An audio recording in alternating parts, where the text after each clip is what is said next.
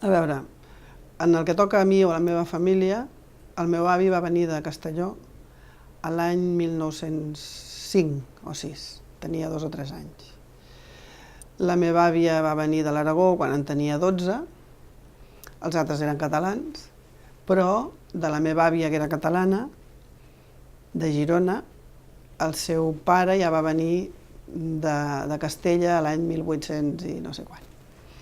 O sigui que ve de lluny, els catalans són molt barrejats. Després de la guerra, a la família del meu avi van haver de marxar a l'Argentina, vivien a Catalunya, van haver de marxar a l'Argentina, i jo m'he casat amb un argentí, fill d'emigrants a l'Argentina. O sigui que la migració... Jo no m'he mogut mai, només internament migro a vegades, me'n vaig a volar per ahí, però no he migrat mai. Per sort, els meus fills també són al meu voltant. I he viscut en un barri de migració.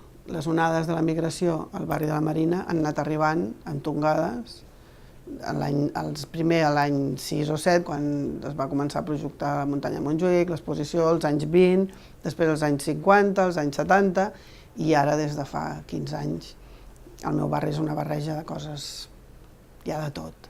Els gitanos, els marroquins, els gitanos de qui són, però no, me'n referia als romanesos, els gitanos romanesos, els marroquins, els sud-americans, els pakistanesos, que aquests són els últims que han arribat al barri. I com que a mi m'agrada molt la gent, fonamentalment el que m'agrada és les persones. No sóc una persona que viatgi massa perquè, bueno, per qüestions que no venen al cas, però m'agrada molt relacionar-me amb la gent de fora.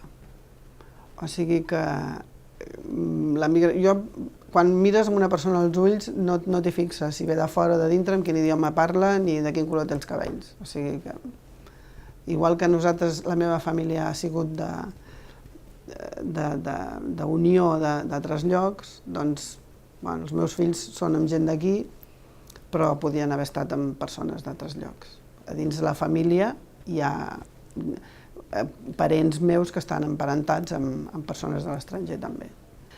La meva vida, mira, et puc dir que el millor amic que tenim en aquest moment, o sigui, que comparteixo amb el meu marit, és un palestí, que formo part de l'Associació Catalano-Palestina, que visc bastant de prop els problemes que tenen els palestins i que he incorporat en la casa meva en el meu menjar i ella, la meva amiga, ha incorporat en el seu menjar la meva paella i jo el seu malube, i etcètera.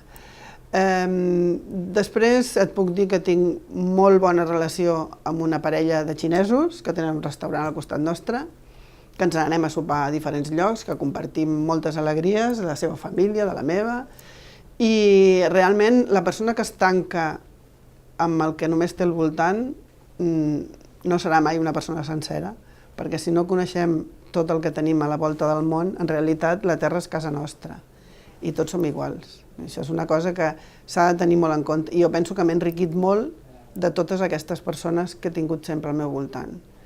I la meva mare sempre explica que quan tenia 3 anys van venir a gravar un anunci, una pel·lícula, no sé, a la platja d'Arbo, que és on teníem la casa nosaltres, i vaig veure el primer negre que hi havia per allà i em vaig tornar la seva més amiga d'aquell negre, i tenia 3 anys. Vull dir que no em va fer por, sinó al contrari, que jo vaig anar directament, vaig pensar, aquest s'ha tornat una mica més que jo, i ja està. O sigui que penso que... Després he estat treballant a la Telefònica una temporada i em van donar a triar i vaig triar l'atenció als estrangers. I això ja fa 20 anys, i llavors era quan els primers senegalesos i gambians estaven aquí, pobrets, que no sabien parlar cap idioma, i trucaven allà i deien, vull parlar amb la meva família, i tu havies d'anar pensant ara, com li dius a aquest home que ha de posar 3 monedes i també va ser una experiència. Jo crec que sí, sobretot que m'ha enriquit moltíssim, molt.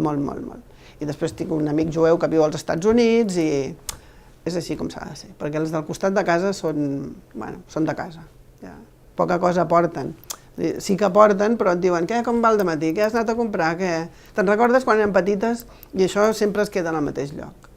I penso que és una cosa que he viscut jo, el meu marit també ho ha compartit amb mi, ja ho feia la meva mare, i els meus fills són internacionals totalment. Mira, com que el Candela era amic del meu pare, jo m'imagino que tots dos anàvem per pel mateix lema. El meu pare sempre deia, mira, Esther, quan tu siguis gran i quan els teus fills siguin grans, els catalans serem tots de color de gos com fuig. O sigui, això volia dir que estarem tan barrejats que arribarà un moment que tindrem aquesta cara o morena o xina o del color que sigui. I realment, vull dir, Catalunya com a país som un país superbarrejat, però molt barrejat, i cada vegada ens barrejarem més. Jo conec moltíssimes parelles mixtes, moltes, i conec gent que se sent tan català com jo, o més, i potser els seus pares han nascut al Marroc. Però jo penso que és això el que té aquesta terra nostra, que no tenen altres terres. En realitat, els altres pensen que som gent molt tancada, i realment ho som quan som a dins de casa, perquè volem guardar lo nostre, però com que estimem molt això que tenim, ho compartim molt bé amb els altres. I els hi venem la moto, com es diu vulgarment. Mireu, que és que aquesta casa és casa nostra i és una casa que val la pena de ser-hi.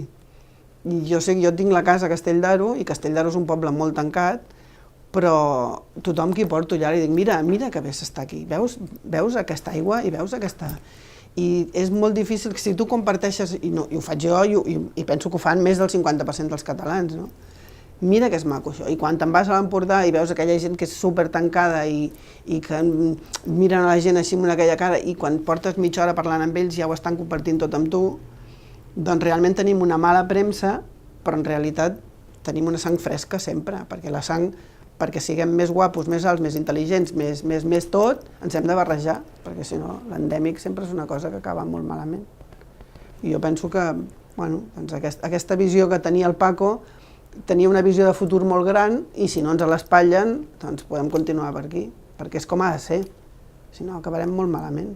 Agafarem totes les malalties, perquè quan un només es casa amb els parents i van barrejant, els gens es deterioren, i d'aquesta manera nosaltres els fem més sants.